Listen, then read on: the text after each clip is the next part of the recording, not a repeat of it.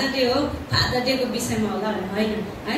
परमेश्वरको वचन father, mother, brother, sister है, नानीहरू सबैको लागि परमेश्वरको वचन चाहिँ सबैको लागि हुनु जरुरी छ है। फादर डे स्पेसल त हो, हामी थाहा छ है। हाम्रो बाबुहरूलाई हामी हृदयबाट प्रेम गर्छौँ, सत्कार गर्छौँ, आदर गर्छौँ, माया गर्छौँ, त्यो पाठभरकै कुरा हो। अनि प्रभुले हामीलाई त्यो कुरा भन्दै जाँदा पहिला मलाई एक जग्गा मलाई है प्रभुको वचन बोलाउनु भएको थियो, यो मेरो वचन होइन। अन्त मैले भने है आइदिनुहोस् है भनेर एउटा चर्चमा, यो अस्ति अक्टोबर महिनाको कुरा हो 2024को, अहिले 25 चल्दैछ। अन्त मलाई बोलाउनु भएको थियो, एक महिना अगाडि मेरो सिस्टर मेरी तपाईँ हाम्रो मण्डलीमा आउनुहोस् है प्रभुको वचन लिएर भने। अन्त सुन्दै अस्ति आशिषदाले भनेपछि सोचले नै डर लाग्यो मलाई है, आमा हो त्यो चर्चमा कस्तो कस्तो मान्छे छ भनेर पुरा डर लाग्यो। अनि मैले के गरेँ, यो पछि यो भन्छु भनेर मजाले लिस्ट बनाएँ। अन्त यो पोइन्टहरू लेखेँ, मैले भन्नु चाहेको के हो लेखेँ। त्यहाँदेखि घडी हेरेँ, निस्किनु पर्ने छ, निकै टाढो छ, अटो पक्रिनुपर्छ, गाडी छैन है। निक्लिएर गएँ, त्यहाँ पुग्दा सबैसँग मिले सेवाकाई भयो। अनि मेरो टर्न आउनु आँट्यो, त्यहाँबाट मलाई बोलायो। आज हाम्रो बिचमा बाहिरबाट बहिनी आउनु भएको छ, हामीले उहाँलाई एक महिना अगाडि इन्फर्म गरेको, उहाँ हाम्रो बिचमा हुनुहुन्छ भनेर बोलायो है। त्यहाँ हेर्दा मैले आफ्नो त्यो बनाएको रसिद खोज्नु थालेँ, मैले पाइनँ। त्यस्तो फड्को पऱ्यो त्यहाँ म है, रसिद खोज्दैछु छैन। ल मैले अघि बिहान पनि एकपल्ट जुरुक उठेर रिभिजन गरेको है त्यो रसिद। त्यहाँबाट म शून्य भएँ। अनि मैले सोचेँ मैले आज बिहान के विषयमा रिभिजन गर्दै, त्यो पनि याद आउँदैन मलाई। फेरि के पढेँ त्यो पनि याद आउँदैन। एक महिना अगाडिदेखि तयारी गरेको केही याद आउनु छैन। त्यहाँ पुगेर है टेन्सन भयो। त्यहाँबाट माथि गएर प्रार्थना गरेँ। अनि प्रार्थना गरौँ अघि गरिसकेको थियो, तर पनि मैले वचनको लागि प्रार्थना गर्छु भने मैले प्रभुलाई तपाईँले मलाई के यहाँ गाल बन्नु ल्याउनु भएको भनेर प्रार्थना गर्दै थिएँ। तपाईँले मलाई लाजमा पार्नु ल्याउनु भएको भनेर है। अनि सट्टै बाइबल आमेन भन्ने बाइबलबाट रातै रहेछ मेरो बाइबलमा अगाडि है। मैले आशिष दालाई चाहिँ सेयर गरेँ कि यस्तो जग्गामा जाँदैछु प्रार्थना गरिदिनुहोस् है भने। रातै रहेछ, के को रातो हो त्यो है, मैले आफ्नो केही बुझेको छुइनँ। त्यहीँबाट मैले आशिष पाएँ। प्रभुलाई धन्यवाद होस्, जुन कुरोको खाँचो थियो त्यो त्यहाँनिर रहेछ है। मैले लिस्ट बनाएर लगेको घरमै छोडिपठाएछु। मैले टाइम पनि पाइनँ, अलिकति टाइम पाएको भए वाट्सएप गरेर त त्यहाँ मैले एउटा छोडेको छु भन्ने पनि पाउँथेँ होला, तर मैले त्यो पनि टाइम पाइनँ। वाट्सएप गरी माग्ने, फोन गर्ने मौका पनि पाइनँ घरमा है। अनि प्रभुलाई धन्यवाद होस्। अनि जुन कुरो त्यहाँ खाँचो थियो प्रभुले पवित्र आत्माले त्यही कुरा त्यहाँ बोल्न लाउनु भएको रहेछ। हामी धेरैचोटि धेरै कुराहरू प्लान गरेर जान्छौँ, तर परमेश्वरको योजना त्यो कुरा भएकै हुँदैन है। अनि प्रभुको इच्छा अर्कै हुन्छ। अनि त्यहाँ जुन कुरा सुधारको खाँचो थियो प्रभुले त्यो कुरा बोल्न लाउनु भएको रहेछ। अर्को हप्ता त्यहाँ थुप्रै कुराहरू भएर गएछ, मैले पछाडिबाट सुन्दै थिएँ। अनि प्रभुलाई धन्यवाद दिएँ। प्रभुले जे गर्नुहुन्छ असल गर्नुहुन्छ। आज तपाईँहरू यति टाढोबाट गरममा कहाँबाट आइपुग्नु भएको छ, भाडा तिरी है, केही न केही यहाँबाट लिएर जान्छु। आज हामीले केही न केही फादर डे हो जानुपर्छ भन्ने कुरामा होइन है। आज हामी आमाहरू जानुपर्छ, त्यहाँ फादर डे छ, कम्ती हुन्छ, हामी सबै भेला आउनुपर्छ त्यो होइन। तर कहाँबाट तपाईँ आउनु भएको छ, कुन चाहिँ सोचले, कुन चाहिँ इन्टेन्सनले, कुन चाहिँ अशान्ति बोकेर के कुराको लागि यहाँ हामी भेला भएका छौँ, परमेश्वरले त्यही कुरा हामी बाँच्न बोल्नुहुन्छ। यो मेरै होइन है। यहाँ जब हामी खडा हुन्छौँ जो पनि होस्, परमेश्वरको आत्माले यहाँनिर प्रकाशमा ल्याउँदछ। अनि म त केही पनि होइन। अनि म विश्वास गर्छु प्रभुले आज त्यही कुरा तपाईँलाई रिफिल गराउनुहुन्छ। जुन कुरामा हामी कमजोरी हुँदै गइरहेको छौँ, आजसम्म हामीले रियलाइजै गरेको छैन त्यो कुरा, के यो हो र यो त मैले गरेरै आएको कुरा हो भनेर लाग्छ भने परमेश्वरले त्यो कुरामा हामीलाई फेरि एकपल्ट रिन्यू गर्न गइराख्नु भएको छ भन्ने कुरालाई म विश्वास गर्छु है। र प्रभुलाई धन्यवाद होस्। म धेरै समय नखाइकन अरू प्रोग्रामहरूमा हामीसँग छ। सिधै म दोस्रो सामुएल 9 अध्यायपट्टि आउँदैछु। तपाईँहरूकोमा पेन छ भने लेखेर लानुहोस्। अनि घरमा गएर भरे मजाले पढ्नुहोस्। आज आइतबार ड्युटी छैन कसैको है। टिभी नहेर्नुहोस्, मोबाइल नहेर्नुहोस्, अनि यो कुरालाई रियलाइज गर्नुहोस्, पढ्नुहोस् है, राम्रो हुन्छ है। 1 घन्टा जस्तो तपाईँले मजाले के भन्नु चाहेको एकवटा कुराले केलाउँछ। पवित्र आत्माले तपाईँलाई केलाइदिन्छ, हामीले भन्नै पर्दैन है। र दोस्रो सामुएल 9को 1देखिको 13 पदसम्म म जोडले रूपादिलाई पढिदिनु भनिकन अनुग्रह गर्छु। दोस्रो सामुएल 9 अध्यायको 7देखि 13 पदसम्म। दाउदले भने, नडराऊ, म तिमीलाई तिम्रा पिता जोनाथनको खाडी दिन दया देखाउन चाहन्छु। म तिमीलाई तिम्रा बाजे साउलका सबै जग्गा जमिन फर्काइदिनेछु। तिमी मेरो टेबलमा बसेर मसँगै खानेछौ। यसैले मफिबोसतले फेरि घोप्रो गरेर दण्ड गरी भने, म को हुँ र हजुरले म एउटा मरेको कुकुर जस्तै माथि पनि खयाल गर्नुहुन्छ। तब दाउदले साउलका नोकर सिबालाई आफू कहाँ बोलाउने हुकुम गरेर त्यसलाई भने, म तेरा मालिकका नातिलाई साउल र तिनका घरानाका सबै सम्पत्ति दिँदैछु। तैँले तेरा छोराहरू र तेरा कमाराहरूले जग्गा जमिनमा खेतीपाती गरेर त्यसका फसल तेरा मालिकका घरानालाई जुटाउनु पर्छ। तर मफिबोसत तेरा मालिकका नातिले मेरा टेबलमा बसेर खानेछन्। तब सिबाले राजालाई भन्यो, हजुरले हुकुम गर्नु भए बमोजिम म सबै गर्नेछु। यसैले राजाका छोराहरूमध्ये एकजना जस्तै मफिबोसत राजाको महलमा बस्न लागे। मफिबोसतको मिका नाउँ भएको एकजना सानो छोरा थियो। सिबाका घरानाका सबैजना मफिबोसतका नोकर भए। तर मफिबोसत चाहिँ यरुशलेममा बस्न लागे। ती दुवै खुट्टाका लङ्गडा थिए औ राजाकै टेबलमा नित्य राजासँगै तिनले खाने गर्थे। वचनमा परमेश्वरले हामीलाई पढाइमा अनि सुनाइमा सबैलाई आशिष दिएको। यहाँ एउटा कहानी घटना पाउँछौँ है। यो कति बेला यो कहानी घट्यो भन्दाखेरि नि, जब दाउद राजा हुनु परमेश्वरले उहाँलाई अभिषेक गर्नुभएको थियो तर भइसकेको थिएन है, हुन लागेको थियो। तर अब यस्तो राजा हुने रहेछ, मेरो बदलीमा त यो राजा बस्ने रहेछ भनेर साउलले चाहिँ के गर्दै थियो, दाउदलाई खेदेर हैरान पारिसकेको थियो। जबसम्म साउल थियो दाउदले एक दिन पनि राम्रोसँगले सुत्नु पाएन है। ध्यानसँगले सुन्नुहोस् है, परमेश्वरको वचनले आज हामीलाई के भन्नुहुँदैछ। एक दिन पनि रेस्टलेस भएको थियो दाउदको निन्द्रा थिएन। आज यहाँ भाग्नुपर्छ, भोलि त्यहाँ गएर लुक्नु पर्ने है। आज फेरि यहाँ बेसीमा लुक्यो, भोलि फेरि कुन चाहिँ खेतको जमिनमा जानुपर्ने। आज फेरि त्यो कुनामा गयो, पछि अर्कै उत्तरमा दक्षिणमा गर्दै भागेको किन भन्दाखेरि चाहिँ साउलले चाहिँ नि दाउदलाई मार्नुको लागि यस्तो डरलाग्दो खेदो, पानी खेदो भन्छ नि हाम्रो भाषामा है, पानी खेदो गरिरहेको थियो साउलले चाहिँ दाउदलाई। अनि दाउद भागेको छ। लास्टमा परमेश्वरको योजना त जे थियो त्यही नै हुन्छ है। अनि दाउद चाहिँ परमेश्वरले राजा अभिषेक गरेपछि, जब दाउद राजा भए, इजरायलको राजा भएपछि आरामले साउलको सबै सन्तान सकियो, निमन्त्रण नै भयो, कोही पनि छैन। दाउदले इजरायलमा राज्य गर्नु थाले, दाउद राजा भए, सबै कुरोको मालिक चाहिँ अल इन अल चाहिँ के भए, दाउद भएको थियो। अनि एक दिन ऊ आरामले बसेर सोच्दै थियो, साउलको घरानाको कोही बाँचेको छ, कस्तो डरलाग्दो कुरा है। पहिला मलाई खेद्दो गरेको, अब मेरो हातमा सबै ताला चाबी छ, अन्त त्यसलाई सोद्धा कस्तो लाग्छ होला है, कस्तो डर लाग्यो होला। साउलको घरानाको कोही बाँचेको छ भने को छ खबर गर भने सिबाले डराउँदै भन्यो। साउलको नकुर हो सिबा भन्ने चाहिँ है। साउल राजाको त्यो दरबारमा काम गर्ने व्यक्ति। अनि उसले चाहिँ के गरेको थियो, मफिबोसत भन्ने जोनाथानको छोरालाई चाहिँ पालेको थियो। मफिबोसत चाहिँ दुईटै खुट्टाको लङ्गडा के फेरि राजा हुन सक्छ र सक्दैन नि है। लङ्गडा फेरि दोबारा राज गद्दीमा गएर बस्नु सक्दैन। उसलाई त के खेद्यो भने भाग्नु पनि सक्दैन लङ्गडा है। उसलाई कसैले काम पनि दिँदैन।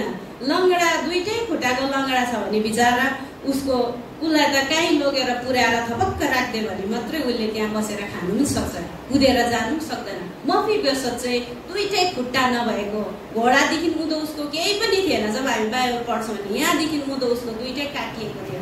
अनि त्यो सिबा साउलको नकुरले चाहिँ मफिबोसतलाई के गरेको थियो, अब मेरो सबै मालिक त मासिसक्यो, उसको सबै त तुर्यो, यो लङ्गडालाई चाहिँ के गर्नु, होस् म यसलाई लगेर पाल्छु भनेर लगेर पालेको थियो है। अब राजाले सोध्दैछ दाउदले, साउलको घरानाको कोही बाँचेको छ भन्दाखेरि त त्यो सिबालाई पनि ढुकढुक भयो, तैँले किन बचाइस्, ए तँ पो हो मेरो शत्रुलाई बदलु गएर बचाउने भन्ने सोच्यो होला है।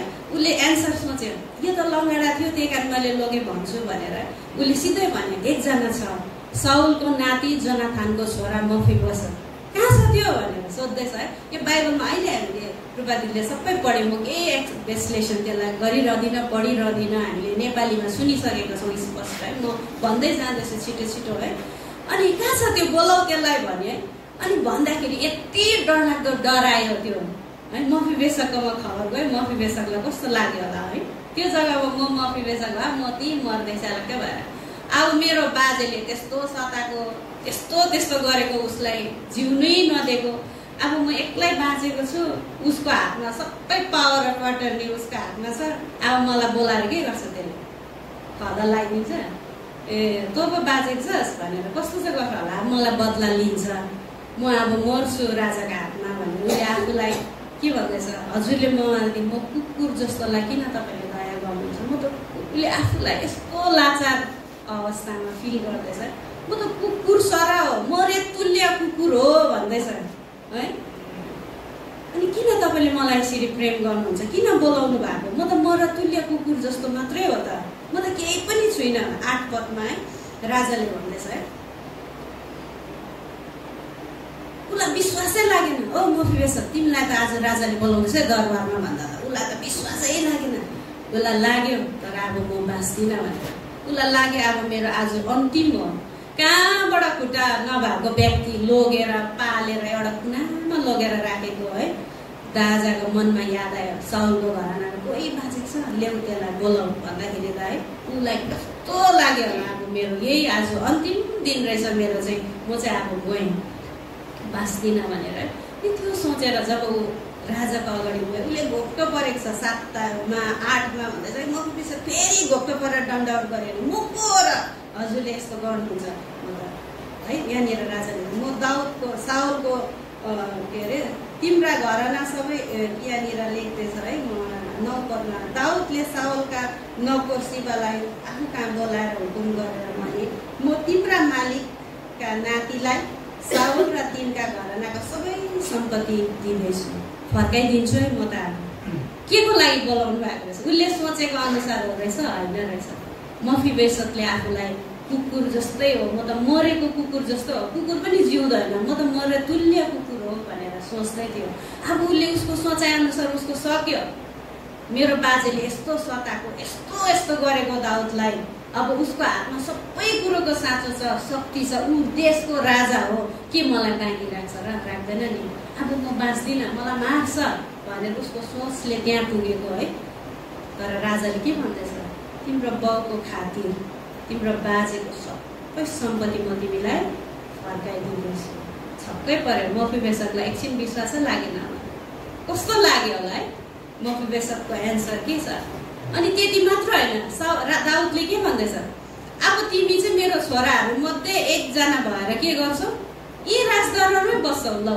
कहाँ बस्तीको कुनामा लुकिराखेको मफिबेसक त्यसलाई कसले पत्तो पनि देख्थेन 2 दिन अगाडिसम्म ए त्यो 2टा खुट्टै नभए के हो त्यो घाँडो भएर बसिरहेको हाम्रो नेपाली भाषामा घाँडो काम नलाग्ने रिजेक्ट व्यक्ति है न कसले काम दिन्छ न के गरेर खानु सक्छ पकायो थपक्क अगाडि राख्यो त्यो हात मात्रै चल्छ खानु सक्छ पत्तो नदिएको है डिसरेस्पेक्ट भइरहेको मफिबेसक कसले उसलाई आदर गर्दैन प्रेम गर्दैन ऊ राजाको नाति हो नि कसले पत्तो दिन्छ दिँदैन छैन नि उसको इज्जतै थिएन तर उहाँ अहिले के भन्दैछ तिमी चाहिँ मेरो छोराहरू मध्ये एकजना भएर चाहिँ मसँग बसेर टेबलमा खान्छौ अन्त नाचगान हेर्दै डान्स हेर्दै खाँदै मफिबेसक कस्तो मजाको लाग्यो है तिमी यहाँ बस्छौ अब तिम्रो केही उयो छैन यहाँ तिमी अब सोच्नु छोडिदेऊ अनि मफिबेसक चाहिँ राजघरमा अनि शिवलाई भन्दैछ है फेरि दाउदले शिवलाई बोलाएर भने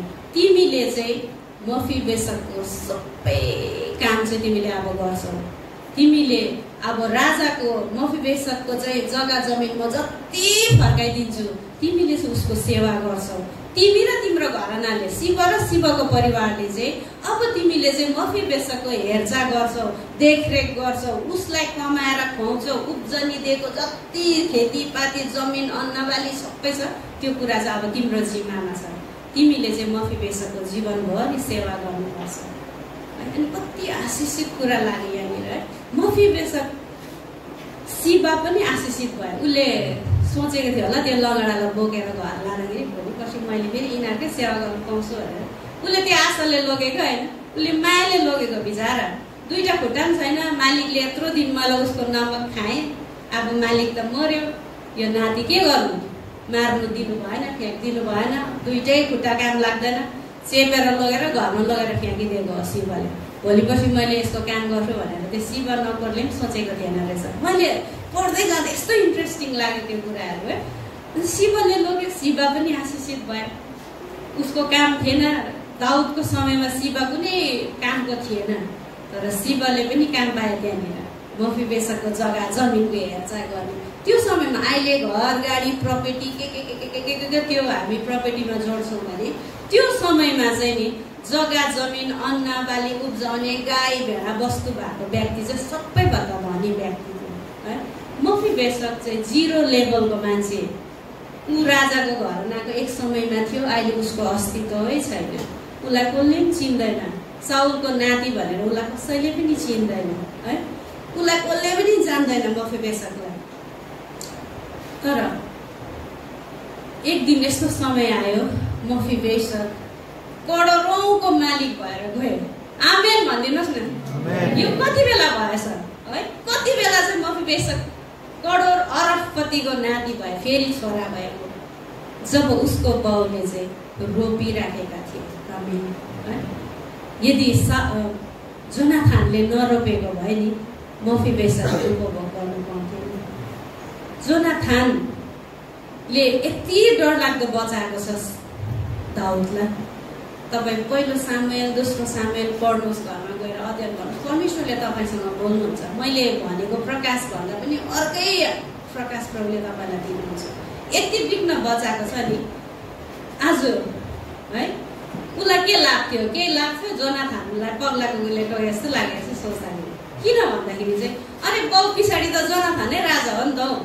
मेरो जग्गामा आउनेलाई चाहिँ म आउनु दिन्छु र कहिले पनि दिँदिनँ है। मेरो ठाउँमा आउने, मेरो चौकीमा बस्नेलाई म कहाँ दिन्छु? म त आफ्नो चौकीमा बस्छु नि, म त आफै राजा हुन्छु होइन। बाउ पछाडि त मेरै शासनकाल चल्छ, मै इजरायलको राजा हुन्छु नि, थोरै म दाउदलाई दिन्छु, दिदिनँ नि है।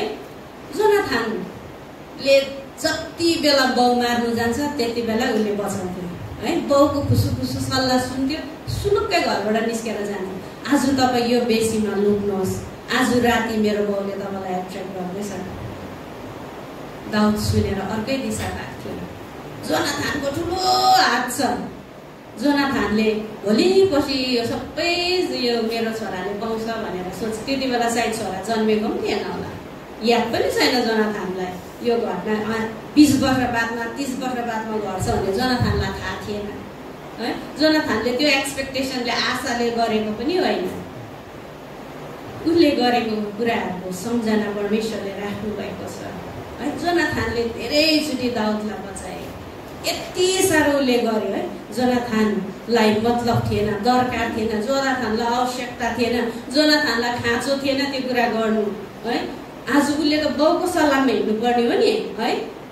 साउलले जब दाउदलाई मान्नु खोज्दैछ, यस मेरो बाउले राइट गर्दैछ, आज यसलाई हटायो भने मेरो बाउको राज्य चल्छ, बाउ पछाडि म हुन्छु। उसको त त्यो हुनुपर्ने। हाम्रो विचारमा त सरासरी त्यही हो।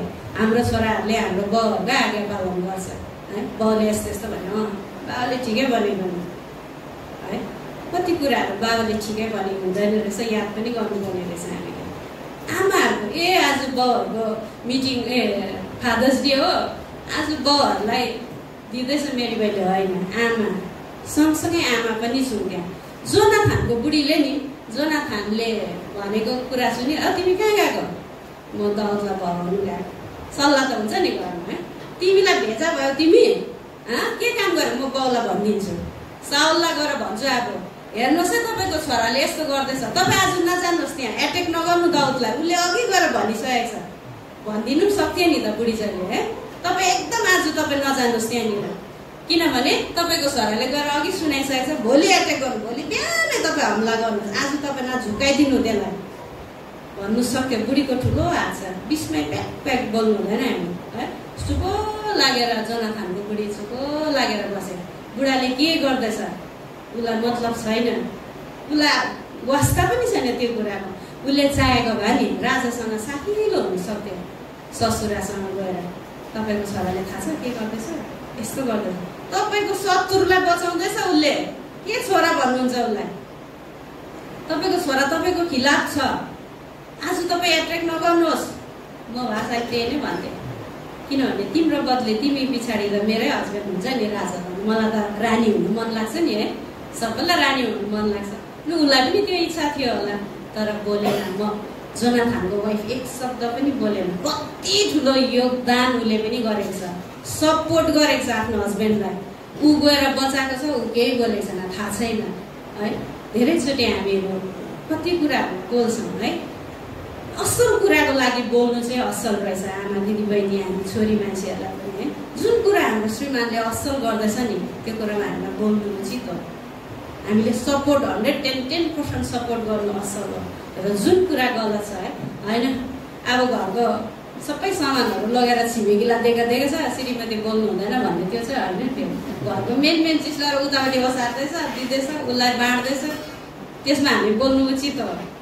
मैले भन्दैछु स्पिरिचुअली कुराहरू, जुन कुरा आत्माको लागि उसले गर्दैछ, आत्मिक प्रोग्रेसको लागि गर्छ, मण्डलीमा दिँदैछ भने लोक नगर्नुहोस्, नभनिदिनुहोस्, दिनुहोस् न, उसकोमा छैन भने तिमी भोलि के को भाडा लाग्छ, आज दिएर आज चढाएर त्यो कुराहरू भन्नु चाहेको आत्मिक उन्नतिको, आत्मिक ग्रोथ, स्पिरिचुअली ग्रोथको विषयमा यदि तपाईँको श्रीमानले गर्न चाहन्छ भने नभन्नुहोस्, नबोलिदिनुहोस्। त्यहाँ तपाईँको आशिष बराबरी तपाईँ पनि रानी हुनु पाउनुहुन्छ।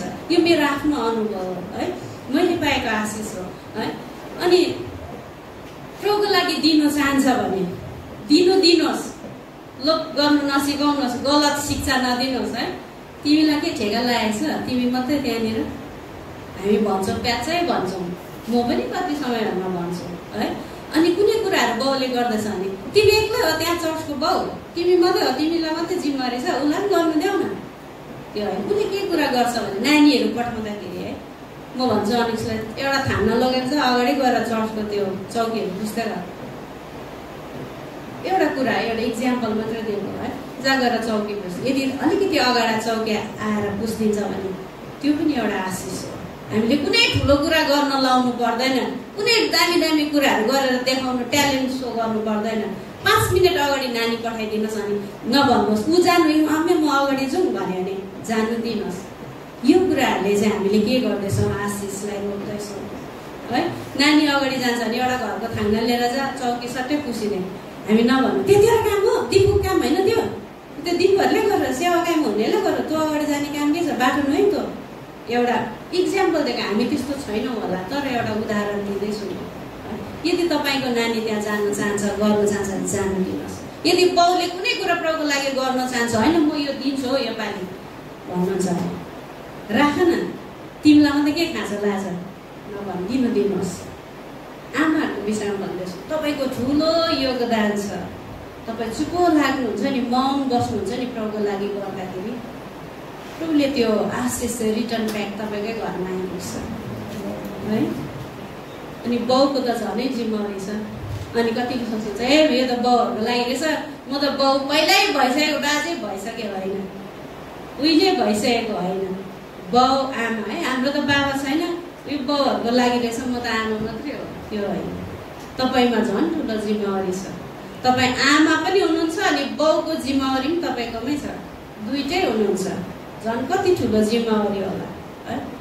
अनि परमेश्वरले चाहिँ हामीलाई यी कुराहरूबाट आशिष दिएर है, जसरी एक शब्द पनि जोनाथनको वाइफले हस्बेन्डलाई सपोर्ट गरे अनि उसले जहिले पनि दाउदलाई बचाएको छ, जहिले पनि दाउदलाई बचाए, जहिले पनि दाउदलाई बचाए है। अनि दाउदले जब आफ्नो सिंहासनमा आइपुगे अनि उसले ती कुरालाई सम्झना गरे, म किन यहाँ आइपुगेँ, कसरी आइपुगेँ, प्रभुको अनुग्रहले मात्र होइन, मलाई यो अनुग्रहमा ल्याउनुलाई कसको ठुलो योगदान छ, जोनाथन। अहो त्यसको कोही घरानाको बाँचेको छ के हो। अब ऊ त यत्रो राजा भयो, त्यत्रो ठुलो इजरायल देशमा कसलाई सोध्ने है, आफ्नो भाइ दादालाई सोध्ने को छ, को बाँचेको छ, बोलाउन त्यसलाई। फेरि उता सुन्नेले अभि सोचिसक्यो, अब म बाँच्दिनँ, मेरो गयो लास्ट रहेछ आज, मलाई राजाले बोलाइ मार्छ अब। तर होइन, त्यो आशिषहरू म तिम्रो बाउले गरेको खातिर, तिम्रो बाउले गरेको योगदानको खातिर, तिम्रो बाबुले यो गरेको रोपेको खातिर आज तिम्रो सबै जग्गा जमिन, तिम्रो खेतीपाती, भेडा बाख्रा म तिमीलाई वापस गर्दैछु।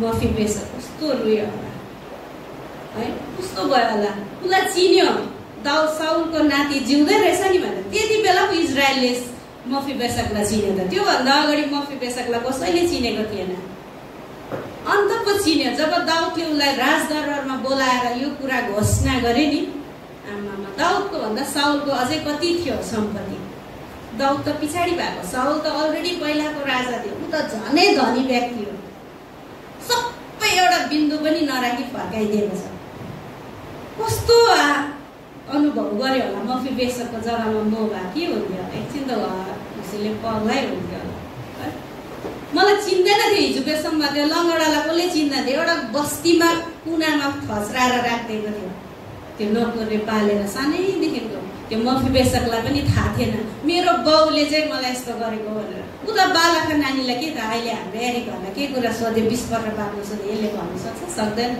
केलाई के भएको थियो कोरोना कुन सालमा आएको थियो एरिक भन्यो हामीले भन्नु सक्दैन यिनीहरूलाई यादै छैन यिनीहरू त बालकका नानी हो त्यो समयमा साउलले के खेदो गरेको थियो के भएको थियो के उसलाई त कहानी मात्रै थाहा छ ऊ त ज्ञानै छैन तर उसको बाउले गरिराखेको कुराको खातिर मफीबेसकलाई आज पनि मान्छेले चिन्दैछ मफीबेसक आज पनि धनी भयो उसको कमाइ छैन इन्कम छैन लङ्गडा हो केही छैन अर्काको जमिनमा एउटाले पालेर लगेर थेच्राएर राखेको व्यक्तिलाई फेरि दोबारा इजरायलमा मफीबेसकको नाम आएको छ साउलको घरमा साउलको नाति है बाँचेको रहेछ जिउँदो रहेछ राजाले बोलायो नि उसलाई सबै फर्काइदियो नि उसको त मफीबेसकलाई रिन्यू फेरि मान्छेले चिन्न थालेको छ कति बेला मफीबेसकलाई चिन्यो कति बेला उसको नाम फेरि आयो जब उसको बाउले चाहिँ असल कुरालाई रोपेको थियो मण्डली म तपाईँहरूलाई यो कुरा भन्न चाहन्छु आज तपाईँ अनि म प्यारेन्ट्स हो तपाईँ मण्डलीको बाबु हुनुहुन्छ तपाईँ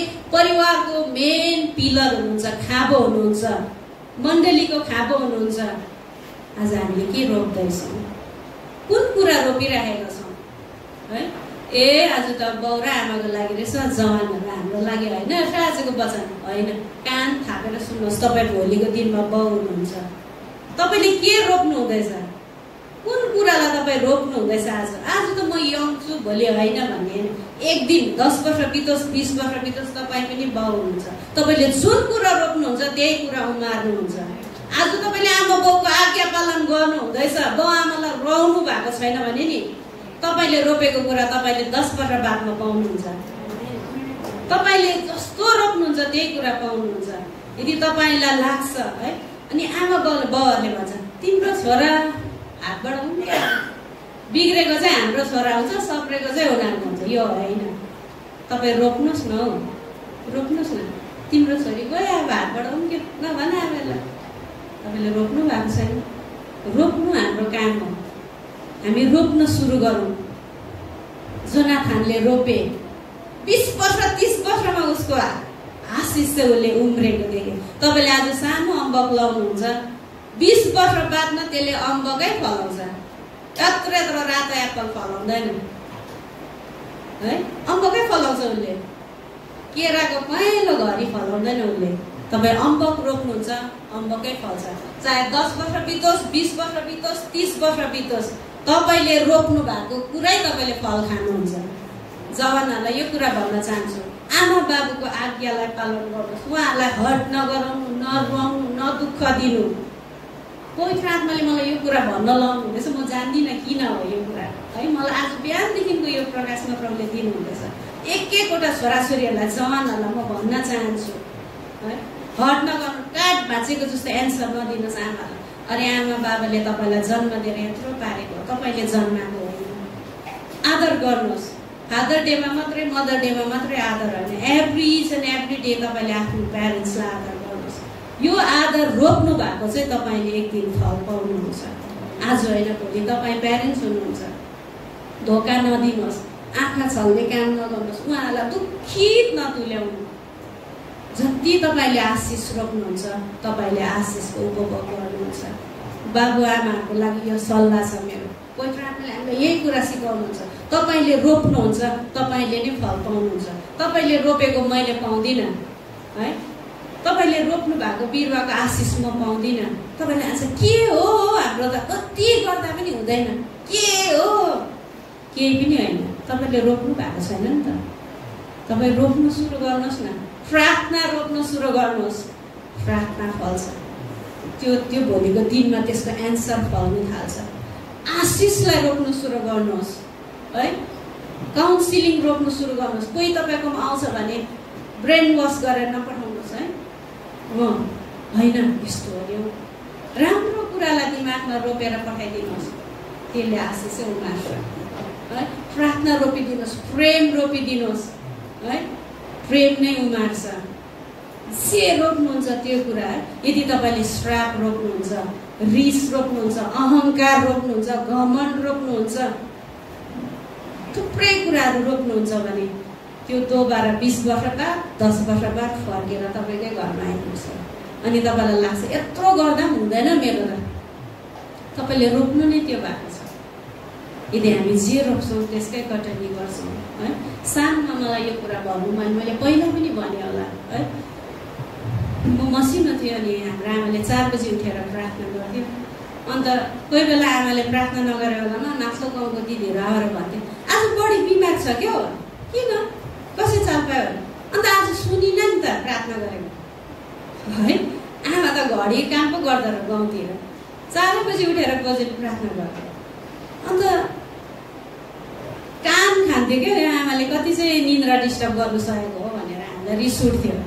बिस्तारै गर्नु नि है उसको गर्दा गर्दै स्वर चर्को गर्थ्यो।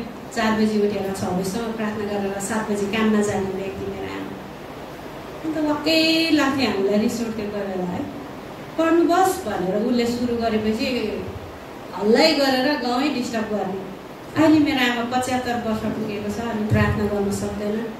अनि एउटा कुरा भनौँ, उहाँलाई दम बढ्ने बिमारी छ, सासको बिमारी। फोनमा लामो नानी अब म बोल्नु सक्दिनँ, दम बढ्यो भनेर राख्छ है। अनि हिजो मात्र मेरो बाबाको 6 वर्ष पुगेको डेथ एनिभर्सरी थियो। म सिधै घरमा गएर बाबाको कपुरमा खदा लाएर पनि आएँ। अनि त्यो कुराहरू भन्नु थियो आमाले। अनि मैले भन्नु चाहेको वचन होइन त्यो सन्दर्भमा म के भन्दैछु भने, अहिले आमा 75 इयर्स पुगेको छ अनि बोल्नु बेसी लामो गफ गर्न सक्दैन, प्रार्थना गर्न सक्दैन, अनि जोडले लामो कुरा पनि गर्नु सक्दैन। दम बढ्ने बिमारी, अस्थमाको बिमारी आमा छ। अनि अस्ति डिसेम्बरमा म क्रिसमसमा घरमा गएर एकपट्टि सुतिरहेको थिएँ है। कोठामा गलङ गलङ गलङ गलङ आवाज आयो, ला यत्रो ठुलो परिवार कोहीको बिमार भइसक्यो, के भएछ त भने जुरुक्क उठेँ। राम्रो बुझ्छु, बातै बुझिनँ है। के भएछ भने ध्यानसँगले सुनेको त 4 बजी राति जाडोमा, क्रिसमसमा कस्तो जाडो हुन्छ। दादा र भाउजूले म प्रार्थना गरिरहेको छ अर्को कोठामा।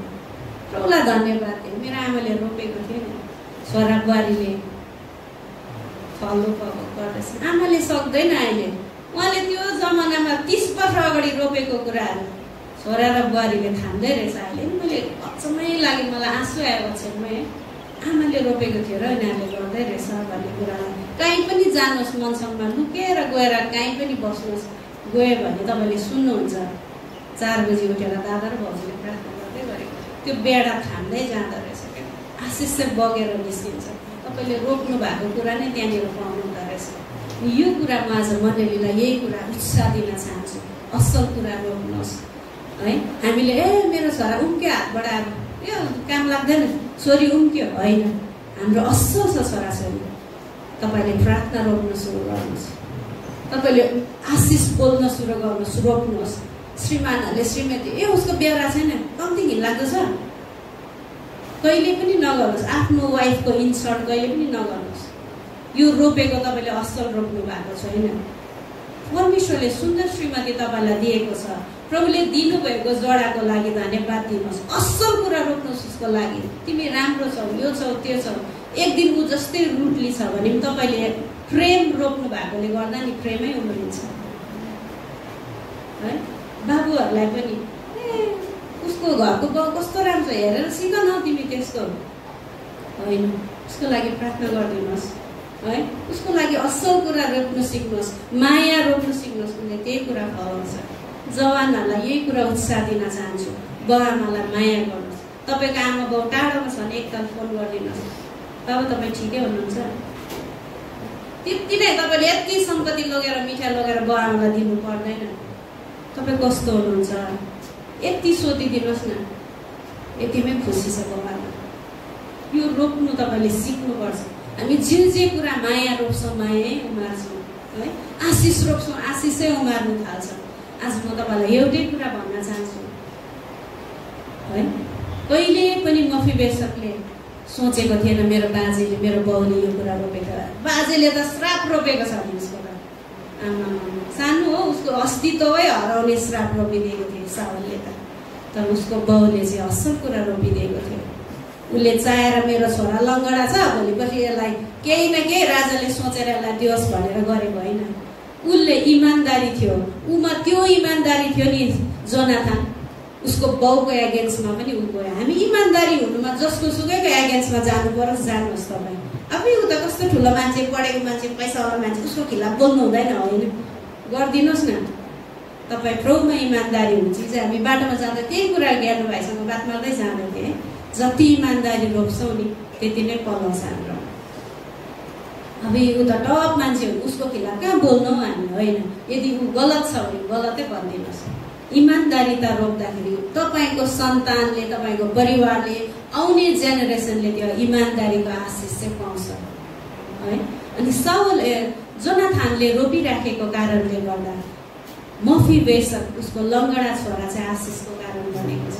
आज बाबुहरूलाई म यो उत्साह दिन चाहन्छु, तपाईँ चाहिँ परिवारको पिलर हो, तपाईँ चाहिँ यो घरको पिलर हो, तपाईँ मण्डलीको पिलर हुनुहुन्छ, खाबो हुनुहुन्छ।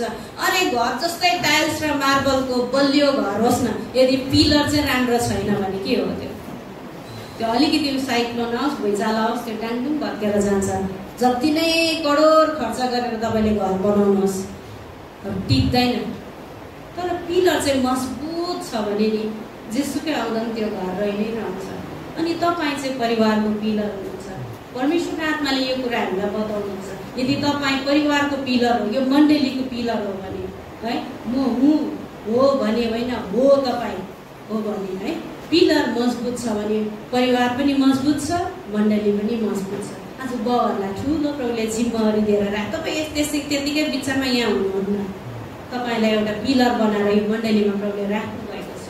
तपाईँले असल रोप्नु आवश्यकता छ, आशिष रोप्नु आवश्यकता छ, शक्ति रोप्नु आवश्यकता छ, प्रेम रोप्नु आवश्यकता छ, मुठी खोल्ने रोप्ने आवश्यकता छ है, सङ्गतिमा जानु रोप्ने आवश्यकता छ। तपाईँ नै कहिले कहिले आउनुहुन्छ के सिक्छ नानीले है, प्रभुलाई दिने समय रोप्नुहोस्।